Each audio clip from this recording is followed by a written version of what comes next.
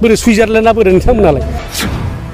बबेबा गंगा दैयाव दुगैहैनाय बादि मोनदों बिथाङा इउपिपिएलआव थांनानै खिन्थु बे दैया बिराद लेथेरासो दिनै इउपिपिएलआ रायजो राजाफोरनो जे कमिटमेन्ट होदोंमोन मोनसे मावहायाखै 1% मावहायाखै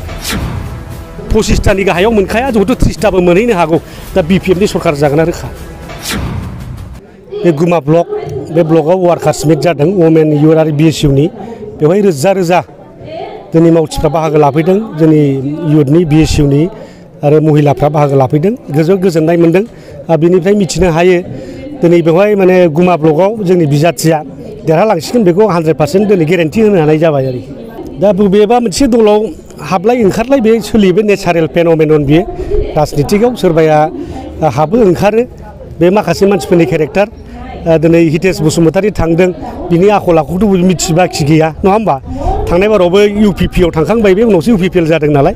बेयाव थांनानै टिकेट लाहैदों एमएलएनि आरो बिपिएफआव फैफिनदों बिपिएफआवबो टिकेट लाफिनदों जेनदों दा बेवहाय मिथिनो हायो दिनै हितेश थांनायाव जेबो खथि गैया आरो खाम्फा बरगयारि हिसाबैबो जेबो 1 इंसिबो जा लस जायाखै 1%बो लस जायाखै खारना बेनो दिनै खाम्फा बरगयारि हिसाबै खुनु दिन बे इलेक्सनाव देरहाफेराखै 2010आव बोरैबा देरहादों 2015आव देरहानायाथ' बे गोबांथार माबा जादों होनना बयबो मिथिगौ दा बिनि अनगायै खुनु इलेक्सनाव देरहाफेराखै बे एमएलएआवबो देरहाफेराखै एमपिआवबो देरहाफेराखै गावनो निजिस्व गेलेनाय एमपिआवबो गावनि समस्थियाव गावनो देरहाखै थारमाने बिनिफ्राय बुजियो बे गावनि समस्थियाव बे खुनु ग्रेभिटि गैला रायजो राजा रावबो मोजां मोनला बिनिखायनो बियो गावनो खारनांबाय आरोखि बिफोर दोलोनिफ्राय गावजों मा भुल मावबोखो हयथ' बेखौ बियो सुद्रायनो बा दिनैहाय बबेबा गंगा दैयाव दुगैहैनाय बादि मोनदों बिथाङा इउपिपिएलआव थांनानै खिन्थु बे दैया बिराद लेथेरासो बे लेथ्रा दैयाव दुगैना बे मालाबाबो सान्थि जाया साफाबो जाया दिनै बे दला जेरै थगायसुलाफोरनि दल बे थगायसुलानि बे लैथोनि दैयाव दुगैनानै बे गावखौ मालाबाबो साफा खालामनो हाया दा दिनै बिथांनि भबिसतआ दिनै अन्धकार जाबाय दिनै खोनानो मोन्दों माने खुनु समस्थियाव टिकेट होनाय जायगा गैयानो फेरेंगाबो दाख्लै रिएक्सन खालामगासिनो दं जाबाय सिं खुनु मथे गावनि समस्थियाव गेलेहोआ दा दिनै बहाबा गेलेनो नागिरलाबायदोंनो मालाबा देबरगावआव गेलेगोन होनोनो मालाबा बावखुंग्रि क'क्राझाराव गेलेगोन मालाबा सालाकाथियाव गेलेगोन होननानै दिनै टिकेट नागिरलाबायना फाग्लासो जानांबाय आरो मा दा एसे मोजां कम्फर्टमोन एबाराव हयथ' निस्सय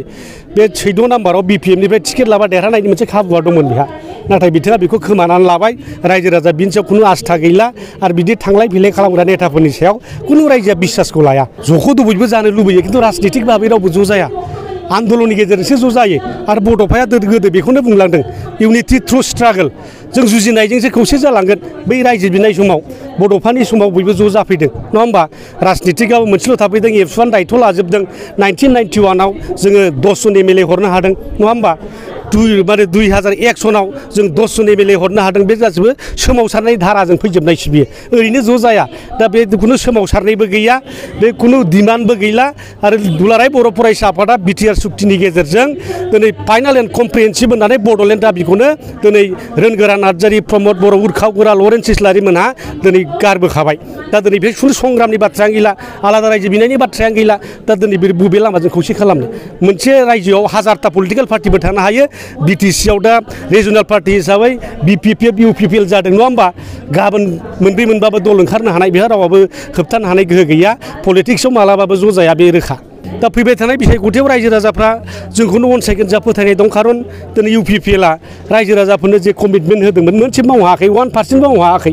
1500 कोटि थाखा फैनांगौमोन सेन्ट्रेल गभर्नमेन्ट स्टेट गभर्नमेन्टनिफ्राय थाइसेबो हरनाय जायाखै होननानै दाख्लै डनार मिनिस्ट्रिया रोनगोरा नार्जारि रायजोसभानि एमपि बिथांनि प्रश्नआव आनस्टार्ड कुइसनाव एन्सार होबाय रिटेन बाहाबाय जे बिथांमोना जेबो डिमान्ड होनो हायाखै डिपिआर होनो हायाखै ओंखायनो थाइसे थाखा रिलिज होनो हानाय जायाखै होनना बुंदों दाया सोरनि दा